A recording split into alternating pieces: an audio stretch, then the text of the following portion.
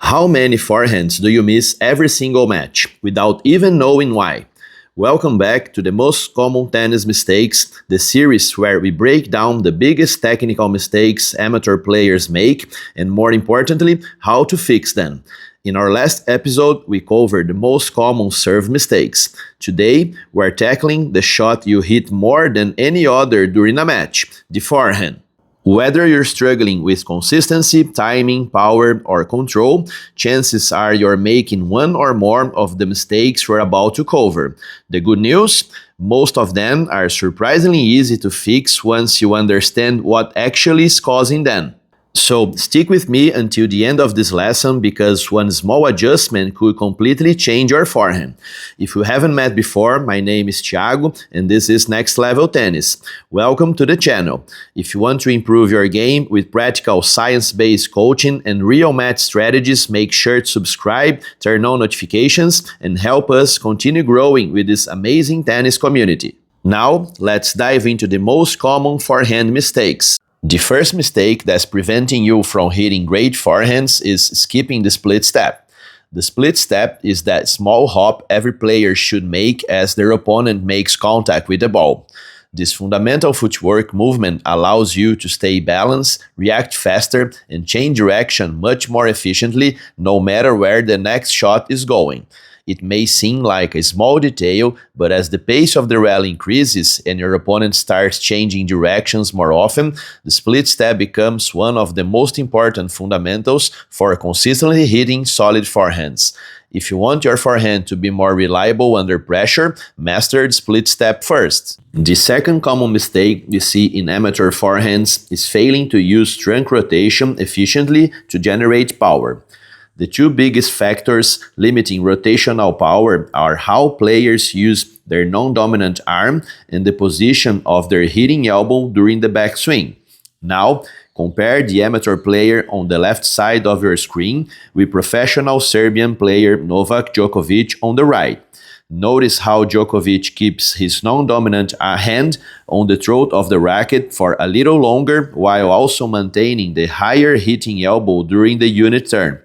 These two details allow him to achieve a much greater shoulder turn.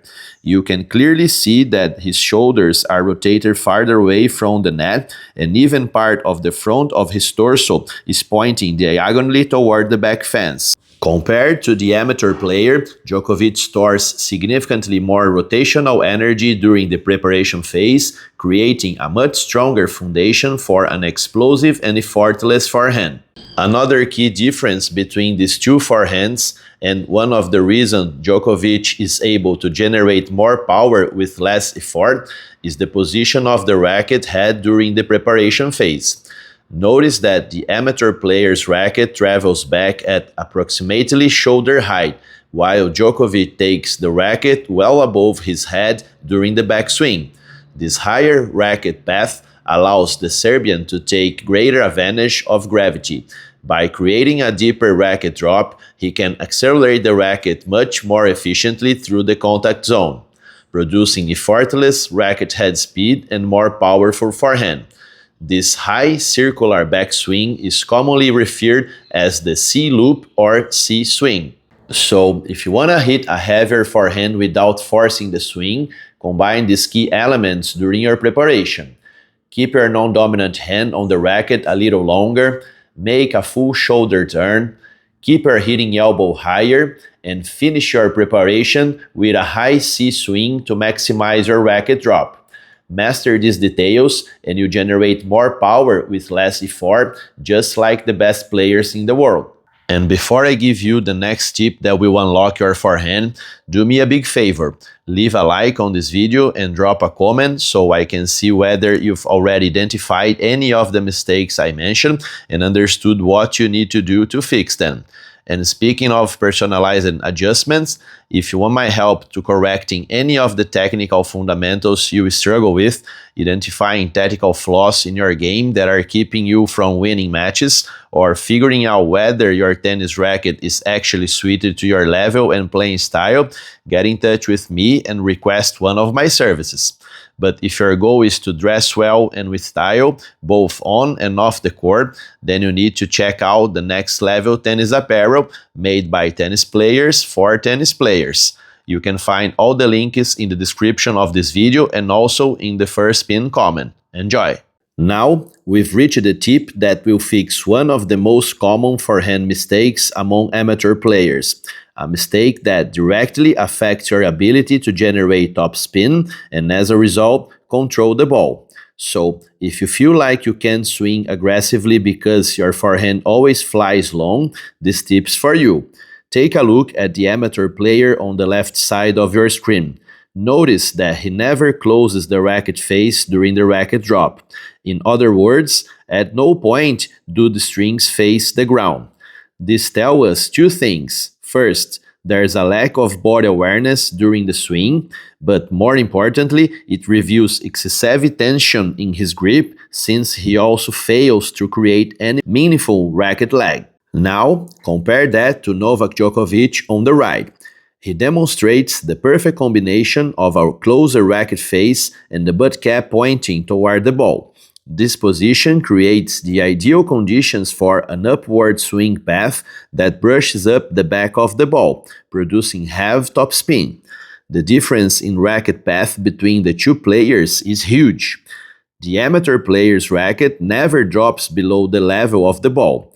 His swing is predominantly forward with almost no low to high motion, making it extremely difficult to generate topspin.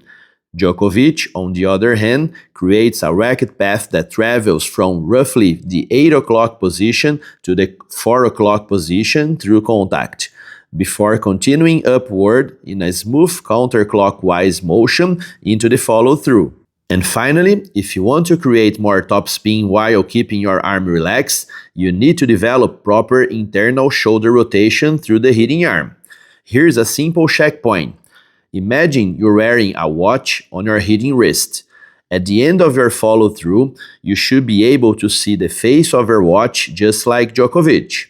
If the watch face is still pointing toward the net, as it is with the amateur player, you are most likely restricting your internal rotation and leaving a lot of topspin, racket head speed, and control on the table. If you focus on the key points we covered today, I'm confident you avoid and correct the most common forehand mistakes amateur players make.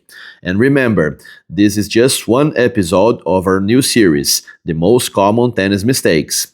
We've got plenty of more lessons coming, each one designed to help you eliminate bad habits and become a smarter, more consistent tennis player. So make sure to subscribe to the channel and turn on notifications so you are the first to know when the next episode goes live.